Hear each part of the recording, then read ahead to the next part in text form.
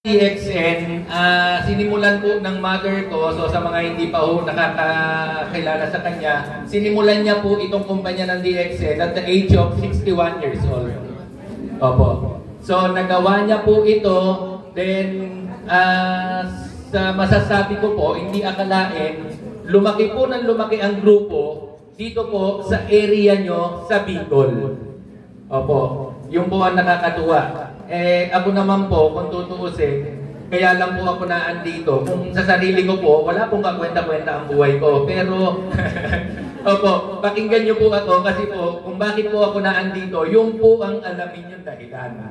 Opo, dahil ito pong negosyo ng DXN, alam niyo po, kagaya nga po ng sinasabi ni Mami sa inyo, ni The Lady Lulu po, gawin niyo po ang kumpanya ng DXN, gawin niyo ang negosyo ng DXN. Bakit po? Dahil ito po, isa po sa halimbawa ng kung bakit niya po nakitang gawin ng DXN. Patuloy po. Kung ano po yung sinimulan niya sa DXN, dumating lang po yung time na nawala na po siya rito. Pero ang kagandahan po ay kung ano po yung nagbunga sa paggawa niya po ng negosyong DXN ay pwede pong ipamana sa mga mahal nyo sa buhay. Huwag po kayong pumalakpak kasi matatapon yung mga hawak nyo. Opo, hindi po. Ang sasabihin ko lang po, ang kagandahan po sa DXN ay unang-una po sa sarili ko pong experience. Kung si Carlos Yulo po, kilala niyo naman si Carlos Yulo, di ba po? Iwas siya ng iwas sa nanay niya. Ako naman po, kabaliktaran po. Ang ginawa ko po, dikit po ako ng dikit sa nanay ko. Bakit po? Kasi po, ang nakita ko po sa nanay ko nung ako po ay nagtatrabaho sa Asian Brewery bilang ahente. Sabi ko, yung ginagawa sa kanya ng DXN, nung sinimulan niya po, buwan-buwan may pagbabago po sa buhay niya.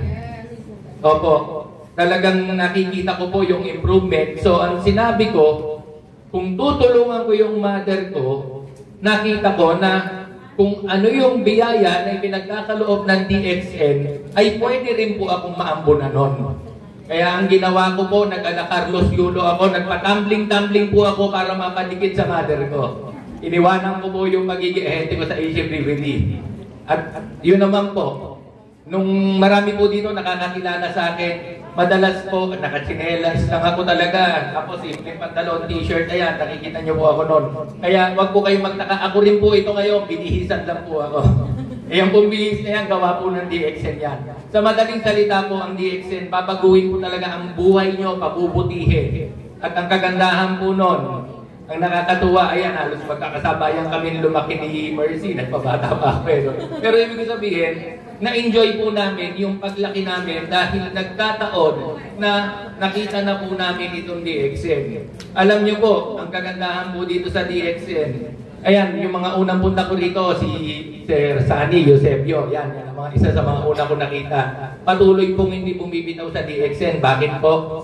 Kasi po, alam po nila na ito pong ginagawa nila ay walang pagsisisi po. Dahil mawala man po sila, meron na po silang mapapaiwan, mapapamana po sa mga mahal nila sa buhay, sa anak po nila. At saka ang kagandahan po nito ay yun nga po, yung time na hindi nyo na po mararanasan yung iiwasan kayo ng anak nyo, ang kagandahan nun nito, kayo na talaga ang didikitan ng anak nyo, kayo po ang hahabulin ng anak nyo. Bakit po? Kasi po, maniwala po kayo, kapag nag-join po kayo sa DXN, ay daig nyo pa ho yung nag-gold medal sa Olympics. Opo, totoo po. Bakit ko po nasabi yan? Dahil nung pong ako nag-decide na iwanan ko po yung Asia Brewery at dumikit po ako sa mother ko, ang nangyari po, hindi ko po namalayan ang bilis ng panahon. Lahat po ng anak ko, 4 na anak ko, napatapos ng pag-aaral ng DXN hanggang college po. Opo, at ang kagandahan po nito, kaya lang po, pag nag-DXN na po kayo, alam nyo po, iisipin nyo, sino po ba rito ang kayang gawin ng ginagawa ni Carlos Yulo na magpa-tumbling-tumbling para lang kumita ng milyon? Pakitaas po ang kamay. Wala po. So kung wala po, ako na po nakikiusap sa inyo. Gawin po natin ang DXN dahil pag ginawa po natin ang DXN, Ang gagawin nyo lang po, magpapatumbling-tumbling kayo, papalipat-lipat kayo ng kakausapin na tao. Opo. Ganun po, gaya po ng mother ko. Para po makausap naming magkakapatid ang mother ko, kinakailangan po meron related topic sa DXN. Yung po ang bungad namin para ganahan siya, makot namin na attention niya.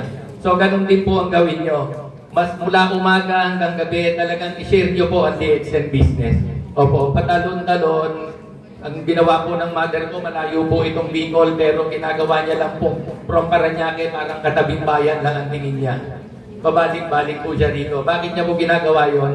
Meron po siyang nakita dito sa lugar nyo. Something na nakita niya na hindi po niya nakita doon sa ibang lugar sa Manila. So yun po, bahala na po kayo kung tuklasin nyo ano po yung nakita niya. Pero ang masasabi ko po, hindi nyo na po kinakailangan lumayo pa ng malayo. Dito pa lang po sa lugar nyo na andito na po ang mga potential leaders ng DXN business ko. So muli po, enjoy nyo po ang pagkain nyo at muli po walang hanggang pasasalamat po sa inyong lahat. Unang-una sa ating Panginoon at salamat po sa inyong lahat dahil ito po, itong pagkakataong ito, pagkakataon na po nating lahat ito upang kung ano po yung biyayang nangyari sa amin, pwede rin po nating lahat maranasan. Ang kailangan lang po, gawin po natin ang negosyong DXN at maniwala po kayo. Wala pong pagsisisi. Habang buhay nyo pong pasasalamatan ng kumpanyang DXN. Yes. Muli po, maraming salamat po. Good morning.